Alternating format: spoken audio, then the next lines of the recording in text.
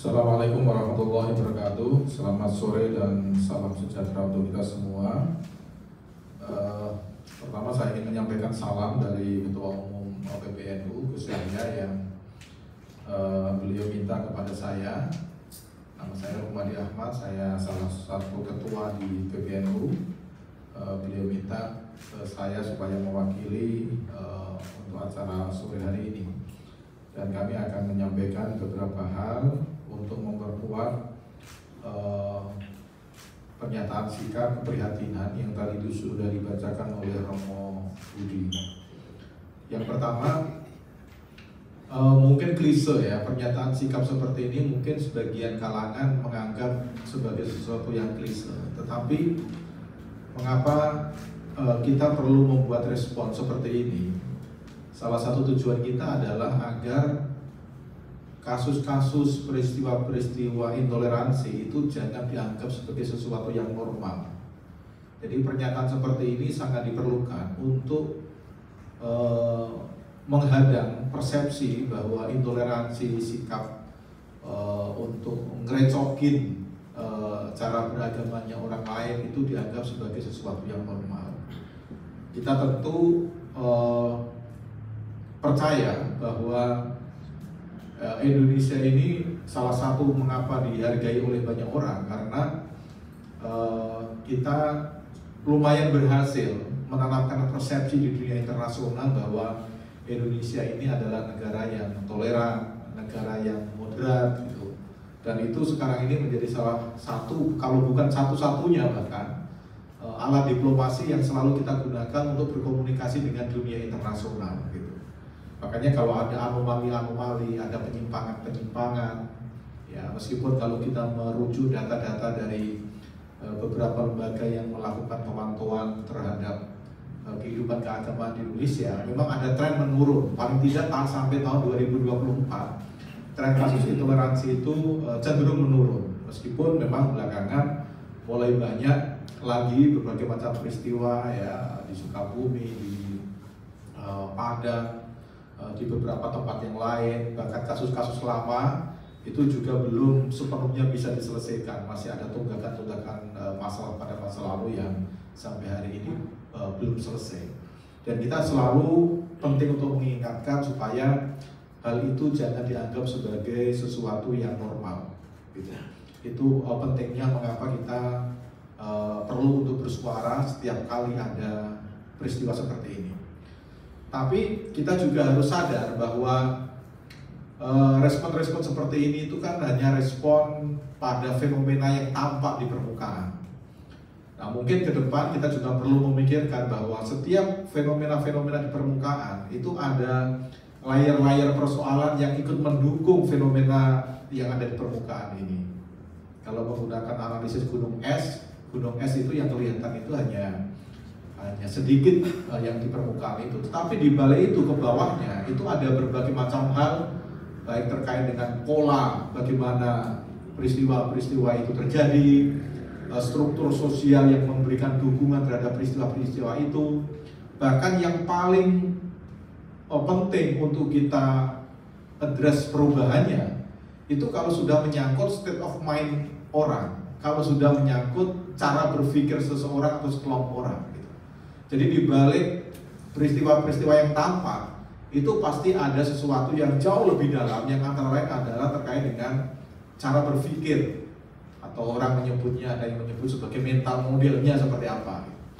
Nah, fenomena-fenomena di permukaan itu tidak akan hilang kalau kita tidak bisa menyelesaikan persoalan yang terkait dengan cara berpikir orang yang sering salah paham, sering salah memahami agama lain, bahkan yang paling sering itu adalah perasaan terancam, feeling threatened itu ada di mana-mana. Jadi perasaan keterancaman itulah yang kemudian membentuk pola pikir, yang dari pola pikir itu kemudian menimbulkan aksi-aksi yang kita sebut sebagai aksi intoleran itu. Itu sebenarnya pekerjaan berat ke depan yang harus bisa kita selesaikan, bukan hanya pemerintah, tapi juga komunitas agama saya kira punya tanggung jawab untuk menyelesaikan, terutama yang terkait dengan mental model atau state of mind dari kelompok atau seseorang terutama dalam melihat orang yang berbeda dengan mereka. Itu yang kedua. Yang ketiga, kalau Indonesia itu dipercaya sebagai negara yang toleran dan moderat, kita yakin dan kita harus paham bahwa toleransi dan harmoni yang kita dapatkan itu bukan sesuatu yang turun dari langit. Ini adalah sesuatu yang harus terus-menerus diupayakan, harus terus-menerus dipupuk. Oleh karena itu, kalau ada peristiwa-peristiwa, ada kejadian-kejadian yang mengganggu rumah kebangsaan kita, itu mau tidak mau memang harus kita respon, karena ini adalah salah satu pilar penting dalam kehidupan kita dalam berbangsa dan bernegara. Jadi peristiwa-peristiwa intoleransi itu kalau kita biarkan lama-lama itu juga bisa mengganggu pilar-pilar kebangsaan kita. Makanya kalau kita sadar bahwa Indonesia adalah negara yang toleran, negara yang moderat, dan toleransi, moderasi itu harus kita hidupi terus-menerus. Kita tidak boleh diam, karena sekali lagi toleransi, harmoni yang kita dapatkan ini adalah hasil dari perjuangan orang-orang sebelum kita. Dan kita yang hidup zaman sekarang ini tentu punya tanggung jawab untuk melanjutkan apa yang sudah diwariskan oleh para pendahulu kita. Kemudian yang terakhir, yang keempat barangkali, salah satu hal yang juga bisa memicu persoalan-persoalan seperti ini, terutama yang terkait dengan tempat ibadah, adalah terkait dengan regulasi, peraturan-peraturan yang kemudian menjadi semacam struktur, ya, menjadi struktur politik dan struktur sosial yang kemudian seolah-olah memberikan dukungan terhadap ASEAN seperti ini. Di samping memberikan pemahaman terus-menerus kepada masyarakat, saya kira upaya-upaya untuk melakukan perbaikan regulasi yang dulu sudah pernah diupayakan oleh Presiden Joko Widodo waktu itu, misalnya untuk melakukan perubahan peraturan bersama Menteri Agama dan Menteri Dalam Negeri nomor 9 dan 8 tahun 2006 yang terkait dengan persyaratan pendirian rumah ibadah, sudah mulai dibicarakan untuk dilakukan perbaikan-perbaikan supaya hal-hal yang bisa dijadikan sebagai celah munculnya tindakan intoleransi itu sedapat mungkin ditutup gitu. Nah, barangkali ada baiknya pemerintah sekarang ini mulai membicarakan lagi soal perbaikan peraturan bersama ini yang dulu digagas, diinginkan supaya bisa menjadi semacam perpres, peraturan presiden. Bahkan kalau perlu, mungkin juga perlu dipikirkan untuk misalnya menurunkan jaminan kebebasan beragama dan berkeyakinan yang sudah ada dalam konstitusi itu di dalam peraturan perundang-undangan. Menteri Hak Asasi Manusia, ya, dari Kementerian Hak Asasi Manusia beberapa waktu yang lalu misalnya Menteri Natalius Pigai misalnya pernah melontarkan wacana untuk melakukan pentingnya untuk menyusun RUU kebebasan beragama dan berkeyakinan, barangkali bisa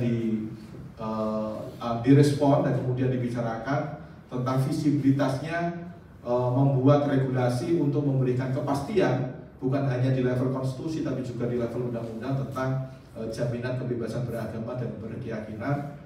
Salah satu tujuannya adalah supaya celah-celah yang memungkinkan orang melakukan tindakan-tindakan intoleran itu bisa ditutup, dan kalau toh ada, aparat penegak hukum tidak ragu-ragu lagi untuk mengambil tindakan. Saya kira itu yang bisa saya tambahkan dari sikap keprihatinan bersama kita sore hari ini. Supaya salamnya tidak dimonopoli oleh Romo Budi, ya saya harus menyampaikan wallahul muwaffiq ila aqwamit thoriq. Assalamualaikum warahmatullahi wabarakatuh. Waalaikumsalam.